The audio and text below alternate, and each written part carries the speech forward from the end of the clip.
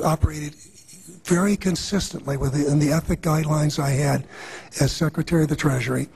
And when it became clear that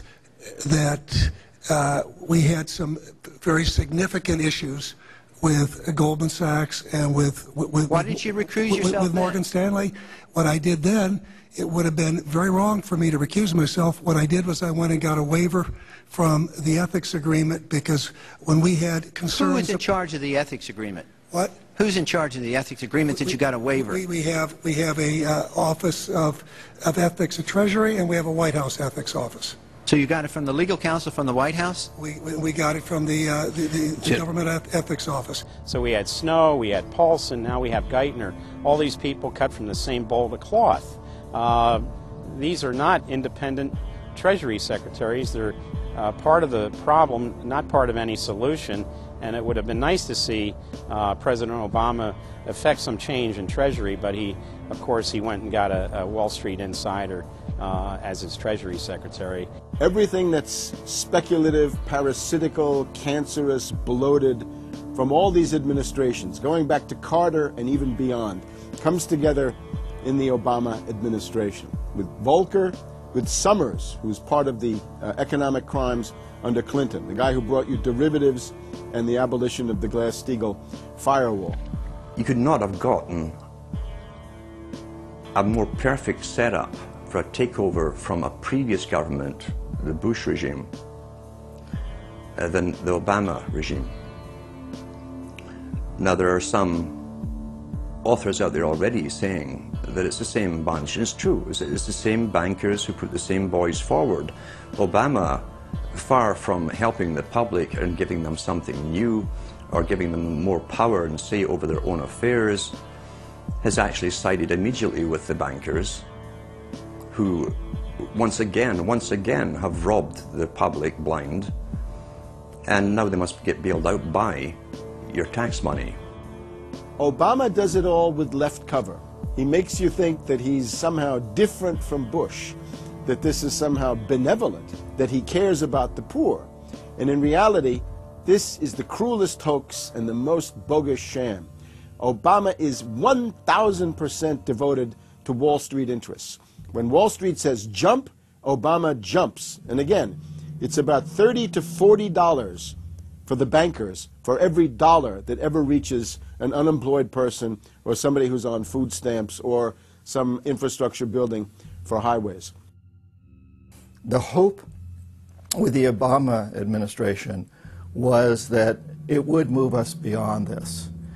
But unfortunately, what we're seeing more and more is that Obama has brought in many of the economists who bought into the system in the past. Larry Summers is a very good example. And so many of his economists, many of the people there, you can really almost at this point relate Obama to Hoover, who did something similar in his presidency, as opposed to Franklin Roosevelt, for example, who brought in a very fresh team. So the concern here now is that Obama's falling into this trap of bringing in the same people who put us in the position that we're in today, and other people who buy into the same theories that brought us here, this mutant form of capitalism. Presumably what most politicians want to come in is say, hey, the problems of the past, they're due to the old guy, and I'm cleaning house, and I'm going to bring in a new team, and don't blame us for the things we've inherited. Can't say, you know, those policies of the past that came before were insane, because you got the guy that was one of the key architects of those policies. People need to stop having allegiance to their political party. They need to have allegiance to the Bill of Rights, the Constitution, and what has made our republic so special. The basic human rights and dignity that every citizen of this country inherently has. Not because it's some right given to us by government, but because our Bill of Rights, our Constitution, enshrines that these are inalienable rights given to us by God, that we inherently have as sentient, free, conscious beings. But instead the public cheers on the Republicans as they win, or cheers on the Democrats as they defeat the Republicans. It's an endless, staged, gladiatorial event, special interest own both parties, and they project this false left-right paradigm up as like a movie screen.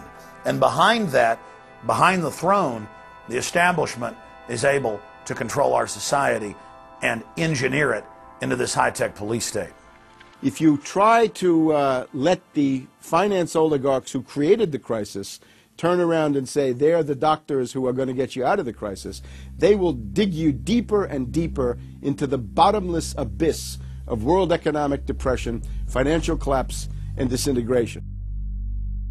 The Democrats have really done more to destabilize the American economy and to help the big banks on Wall Street than the Republicans have done. I would imagine that the Republicans know a little bit more about finance and markets enough that when someone like Goldman Sachs asks the Congress to change laws as they did in the 90s to do away with position limits on the futures contracts, the Republicans would have said, no way, that's completely inconsistent with any notion of a fair market. But the Democrats, I have a feeling, are just not financially literate enough to say no. And I think that Goldman has very shrewdly positioned themselves with the Democrats, because the Democrats typically, like many NGOs that I've run into, they seem to have a complete inability to comprehend these issues of markets and finance and how it relates to social justice. So under the Democrats, we also saw the repeal of Glass-Steagall. Glass-Steagall said there's an inherent conflict of interest between the commercial banking side, which is the lending side, and the investment banking side, which is taking an ownership position. And we have to end this conflict of interest by separating these two entities. You can have investment banks and you can have commercial banks, but they have to be separate. Do you think that the repeal of Glass-Steagall was a tragic mistake? No, I don't think so. You could be a commercial bank like Chase Manhattan, or you could be an investment house like J.P. Morgan, or a bank like Bank of America, or an investment house like Merrill Lynch. But you couldn't be both.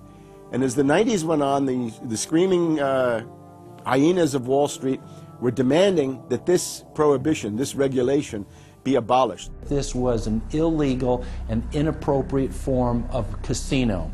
The derivatives were being used and they were being unregulated, and people were getting 30 to 1, 40 to 1, 50 to 1, and sometimes 100 to 1 profits on the way up. And remember, derivatives are a zero-sum game. So there's nothing there. It's not like a piece of stock in General Electric or Ford or something like that where there's supposed to be some value. Derivatives have no value. But the very people, Summers and Gettner and all the people at Goldman Sachs and J.P. Morgan who created these things made not millions or billions but trillions on the way up.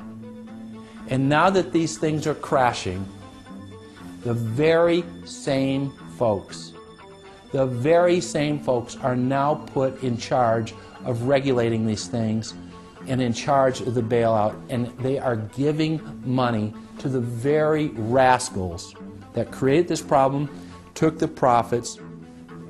The problem cannot be fixed. And this is on Obama's watch right now. You have so many different schemes and mechanisms at play. It's sort of like after there's a blackout, you know, people in some parts of the country have been known to loot the local stores. You know, they go in, they grab the televisions, and they grab the stereos. And basically that's what the Wall Street gang has done. They've just engaged in this massive looting of money from their own companies and now from the U.S. Treasury. There was a lady called Brooksley Born. She was the head of the Commodity Futures Trading Commission under Clinton. And she said, look, we have these derivatives. Why don't we at least make them reportable so we know how many there are and where they are?